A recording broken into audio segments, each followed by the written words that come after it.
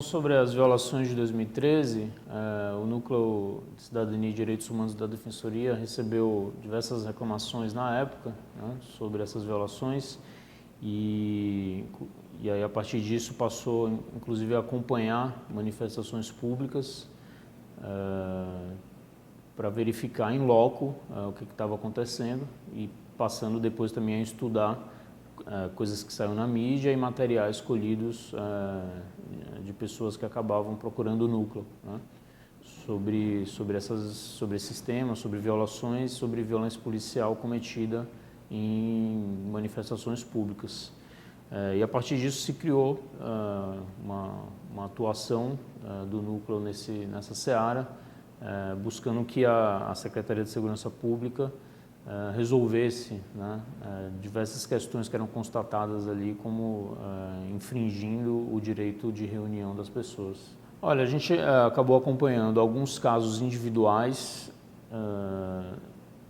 e nesses casos individuais, alguns ainda estão em andamento na esfera criminal. Na esfera correcional, a esfera aí da corregedoria da Polícia Militar em especial, não temos notícia de responsabilização, né? E como eu falei, na esfera penal, as ações ainda estão em andamento, né? Então, alguns casos individuais que a gente acompanha, não houve ainda nenhum tipo de responsabilização. A gente não acompanha todo o universo, né, dos casos, mas nesses que a gente está acompanhando, por enquanto, ainda não tivemos qualquer resposta nesse sentido. O tema desses casos é violência policial. Tem muitos relacionados a tiros de bala de borracha, né, pessoas que ficaram machucadas com bala de borracha. A prova, digamos assim, é mais fácil porque o machucado é mais visível, a perícia consegue constatar melhor. Outros casos mais difíceis em que a prova testemunhal sobre violência policial, mas que não deixa marca, acabam encontrando maior dificuldade ainda de apuração, né? Mas de qualquer maneira, a gente busca sempre vídeos, fotos que possam demonstrar a ocorrência de violência policial e busca uma atuação que seja coletiva também, né, transcendendo os casos individuais que as pessoas acabam procurando a Defensoria Pública, buscando em regra a indenização e a responsabilização dos policiais envolvidos. O impacto é grande, né, especialmente nos de 2014 do começo de 2015 também. Os policiais envolvidos, eles acabam tendo uma sensação de que realmente eles podem agir em desacordo com eventuais parâmetros que são colocados até por ordens superiores, porque eles não vão ser responsabilizados por isso, né? Um vídeo muito emblemático que foi divulgado na imprensa mostrava uma situação em que um policial dava 2 tiros de bala de borracha, ou mais até, e aí vinha ali o comandante da operação e perguntava quem mandou atirar, quem mandou atirar, né? E o policial falava, dava uma coisa ali, quer dizer, demonstrando ali que naquela situação nem mesmo quem estava comandando tinha total controle sobre o policial, que deu 2 tiros de bala de borracha em direção a uma multidão, né?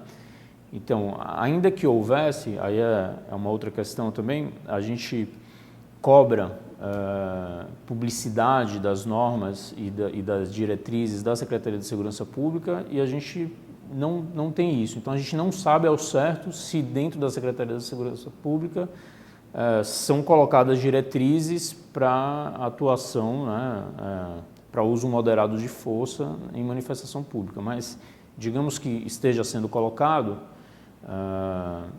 há uma falta de controle ainda na ponta, né, digamos, de quem está usando esse tipo de armamento, como fica evidenciado num vídeo como esse e como fica evidenciado com pessoas que, sem oferecer resistência, numa manifestação pública, acabam atingidas por uma bala de borracha como essa, né? Sobre as iniciativas do Estado para atuação em protesto, eu acho que seria básico que houvesse formação de oficiais e de policiais que vão atuar em protestos sobre como lidar com situações de distúrbios, né? especialmente com o uso moderado da força, né? O uso de bala de borracha, por exemplo, a gente considera que ele não deve acontecer. Na verdade, o uso de arma de fogo ele só deveria ser feito quando há uma situação de risco à vida, né? Ou da pessoa que está usando a arma de fogo ou de terceiro. E essa situação nunca se vislumbra em protestos, né? E se vislumbrasse em protestos, tendo em vista que há uma multidão ali colocada, o uso dessa arma contra a pessoa que está oferecendo risco à vida deveria ser feito por um atirador de elite, né? E não por um policial que está ali postado entre vários outros no meio do protesto e usa essa arma de fogo para dispersar o protesto, né? Não para neutralizar uma pessoa que está oferecendo risco à vida de terceiros. A Defensoria acompanha esses casos de violação e busca, numa atividade aí mais preventiva, tratar isso de uma forma coletiva e fazer recomendações ao poder público para a melhoria da atuação do poder público nessas manifestações, né? Então, a Defensoria, por exemplo, acha que deve haver, em contextos de manifestação, negociação entre a polícia e os manifestantes, caso a polícia entenda ser o caso de dispersão da manifestação, deve haver uma negociação anterior, né? Então, medidas como essa e outras como a identificação de policiais, ou o não uso de arma de fogo, mesmo com munição de elastômero, a bala de borracha, né? Todas essas medidas elas precisariam ser adotadas pelo poder público. Isso já seria uma mensagem clara de que as manifestações elas são respeitadas, mas se houver excessos, o poder público, óbvio, vai agir, mas ele não vai agir previamente, né, como em muitas situações a gente vê, por um perigo de haver problema, de haver confusão e tudo mais. Ela é muito perigosa, né? Ela normalmente se baseia em elementos muito frágeis e numa tendência de buscar intimidar as pessoas que estão envolvidas em protesto, muitas vezes com ameaça de processo criminal, né? Muitas vezes por atos como portar um vinagre, né? Porque a pessoa, achando que vai ter uma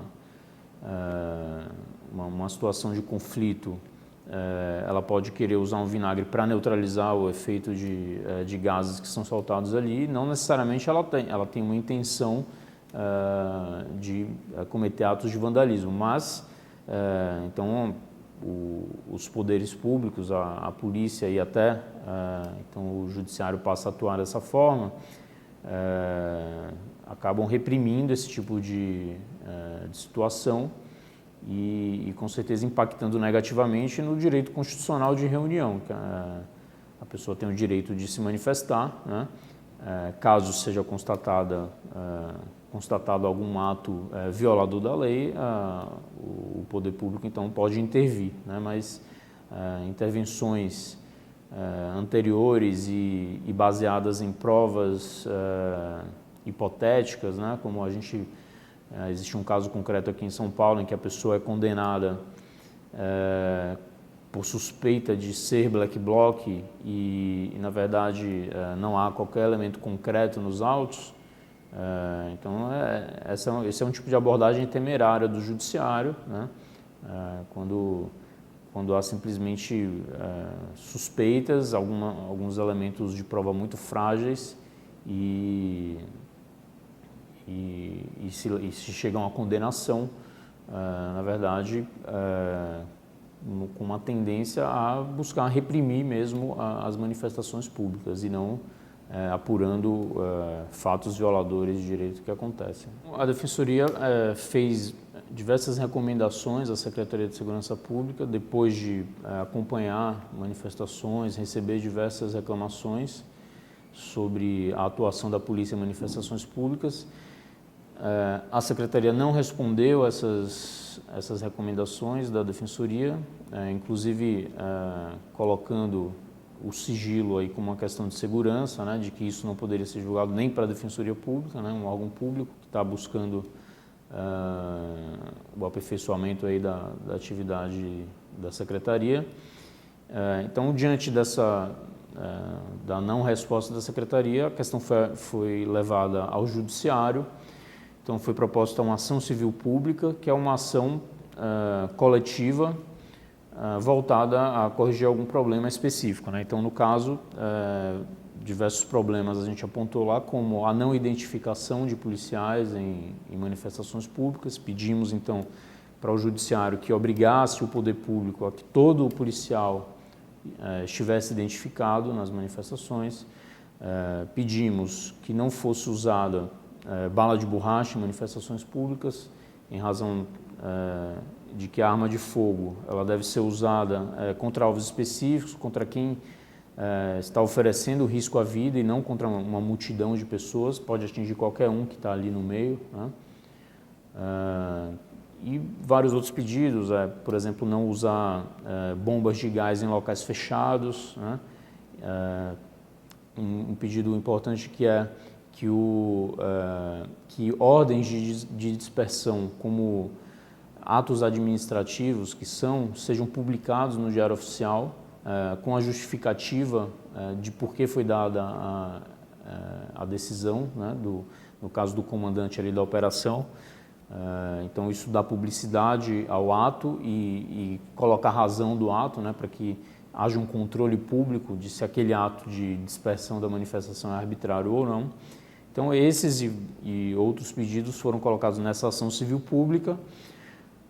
O Judiciário inicialmente deu uma liminar, acolhendo parcialmente os pedidos, acolheu o pedido, o primeiro pedido, que era o pedido para que o Estado apresente um plano de atuação em manifestações públicas. E aí, dentro desse plano, deveria constar os outros pedidos que a gente colocou. O juiz acabou acolhendo dessa forma o nosso pedido de liminar, e houve recurso do Estado, e aí o Tribunal de Justiça, né, que está aí acima do juiz, cassou a decisão, e no momento a gente está nesse estágio, né, esperando o julgamento do Tribunal de Justiça. Em breve a gente vai apresentar a última manifestação no processo no Tribunal de Justiça, para que então seja levado a julgamento essa liminar, né?